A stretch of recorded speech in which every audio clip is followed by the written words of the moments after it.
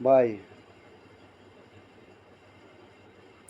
মানুষকে মানুষ ভাইব, সে ছোট হোক, আল্লাহ বড় হোক, সে বৃদ্ধ হোক, আল্লাহ ইয়াং থাকুক, মানুষকে মানুষ ভাইব। কখনো মানুষকে অবহেলা করো না।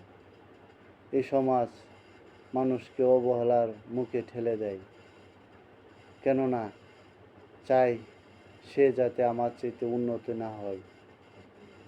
কি সমাজে বসবাস করছি রে ভাই, শান্তি কোথায় পাবো? সমাজ তো এখন ধ্বংসের পথে চলে যাচ্ছে। আজকে এই সমাজও তাকাইয়া দেখো, তোমার যদি একটু ক্ষমতা থাকে বা সম্পদ থাকে, তখন যদি তুমি কিছু অন্যায় করো, তারপরেও তোমার জিতা।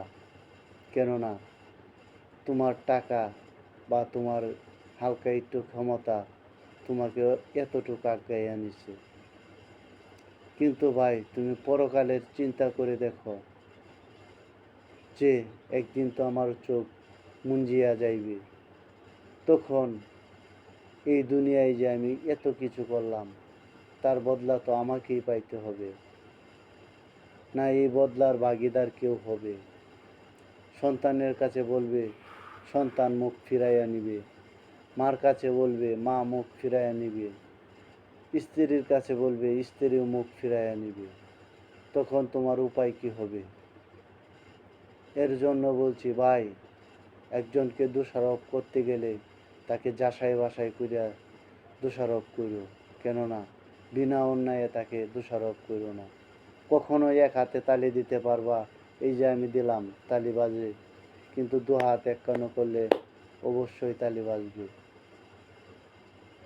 তেমনি আমি যদি কখনো চাই যে ওই মেয়েটাকে নিয়ে আমি বাইকে যাব, কিন্তু আমার দ্বারাতে সম্ভব হবে যদি ওই মেয়ে আমার সাথে না যায়।